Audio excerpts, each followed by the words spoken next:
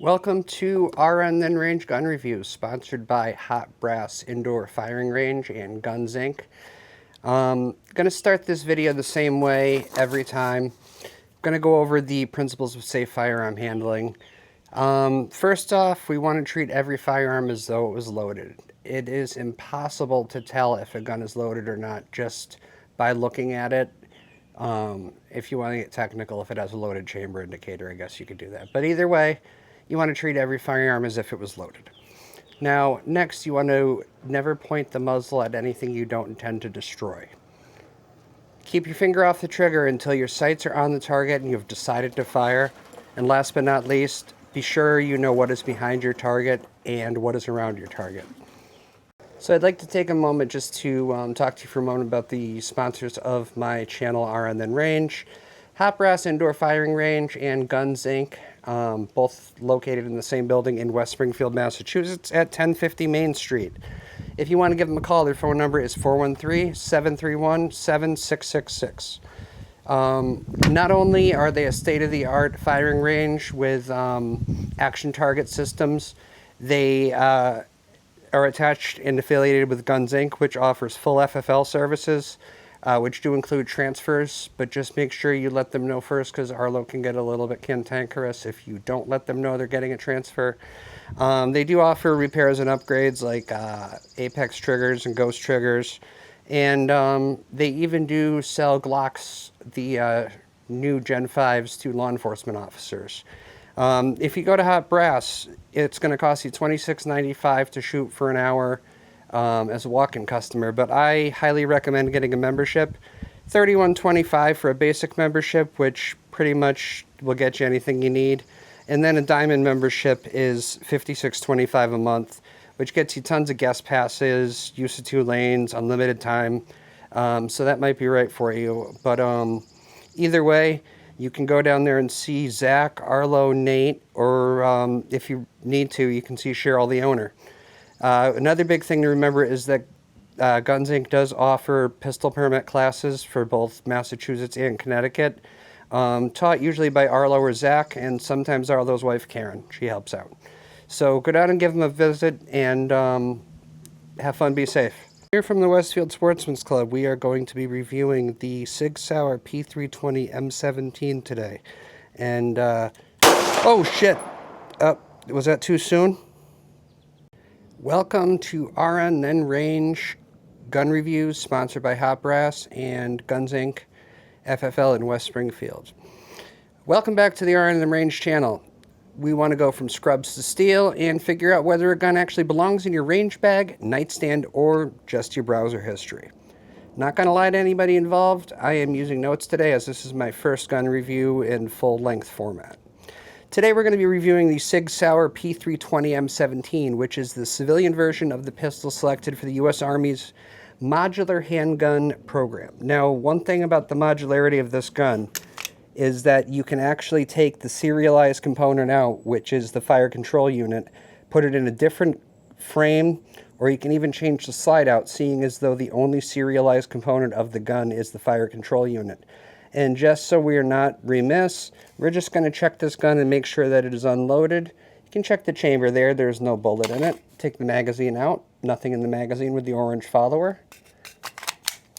We have a safe firearm here. So, one thing about the M17 is it honestly doesn't feel like SIG was trying to make another small concealed carry firearm, or, you know, even the flashiest competition pistol on the market, but they did succeed in making one hell of a duty gun. It is striker fired with the coyote tan look, kind of military type look here. It does have the optics mounting plate on it, so you can take that rear sight off and replace it with a red dot, green dot, whatever kind of dot you want. And so this gun, out of the box, gives you a 4.7-inch barrel. if you don't decide to remove them, the SIG light night sights on it, and again, that removable rear sight plate. As you can see, this is my personal firearm, so I have a Streamlight TLR1HL flashlight mounted on the accessory rail. It is incredibly bright, as you can see, and usually strobes on and off, but I don't know how it's not doing that.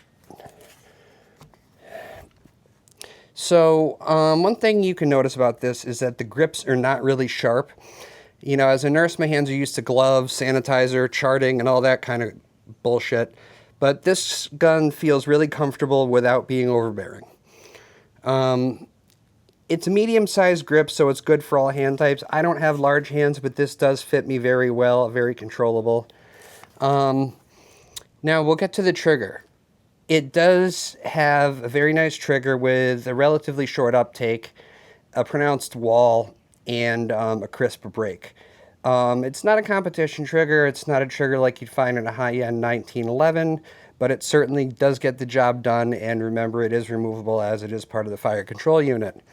On the range, the M17 does shoot really soft. It's a relatively heavy gun, so the weight of it does absorb the recoil fairly well. Out of the box, normally it comes with a 17-round mag and two 21-round mags, but here in the Communist Commonwealth of Massachusetts, we are limited to 10 rounds. Don't tell anybody. Now, accuracy, as far as this gun's concerned, is what you would expect from your typical SIG. The large sight radius on it, due to the 4.7-inch barrel, does give it some profound accuracy at any self-defense distance where you'd have any sort of engagement. At the range, it is very good for some long-range plinking, and honestly, it's probably better than the shooter that's using it. Now, the manual safety on it. Some people love it, some people hate it. I do like it. It just gives you that added sense of security. And it was designed for military and police use where a safety would be beneficial. So you just have to remember that the safety is mechanical and can fail, so you always want to practice the 4 tenets of firearm safety that I spoke of in the beginning of this video. Also important is a well-fitting holster and, again, some good training in solid muzzle discipline. Now, the elephant in the room that I tried to illustrate in the beginning of this video comically was the accidental discharge or the unintentional or even unprovoked discharge of the firearm that has happened in recent history with the P320, M17, and M18 pistols. According to SIG, they have maintained that the 320 cannot fire without the trigger moving to the rear, but that has been proven false in a few different situations, one of them being fatal. In the intro, I wasn't trying to poke light on any sort of tragedy that did happen with this pistol, but I was just trying to be funny. So, as far as the pros of this gun goes, it's soft shooting, reliable, accurate. You can put optics on it, and it is modular, as I said, with the fire control unit being serialized. Now, the downsides for this gun is it's huge. Concealed carry-wise, good luck. Unless you're huge and you're wearing a hoodie in the middle of the winter, you're not going to be able to conceal this thing. But it does it does give you some really good accuracy right out of the box. Compared to a Glock 19, the gold standard of concealed carry, or the very popular SIG 365, again, it's much less carry friendly. Also, I didn't really mention that much that this gun does have a little brother, the SIG M18, which is just the same size frame but a shorter barrel, aka a shorter sight radius. So, who's this gun for? Somebody that wants a 9mm pistol, a duty-sized pistol with a military pedigree, modern features accepting modern accessories, and a really smooth shooting experience. Now, it's a great range gun. It's a great home defense option. That's personally what I keep in my oh shit box on my nightstand. And really cool if you appreciate military sidearm history. Not good for deep concealment again, but for shooting comfort and capability, it's wonderful. So the final diagnosis on this pistol from RNthenRANGE. The M17 gets a strong pulse, stable vitals, and no need for immediate intervention.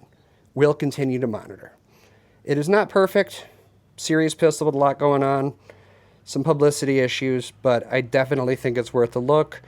As always, you want to train safely, follow the 4 rules of gun safety, know your local laws, and don't forget to like, subscribe, and hit the bell for more reviews from RNthenRANGE. From scrubs to steel, I'll see you on the range.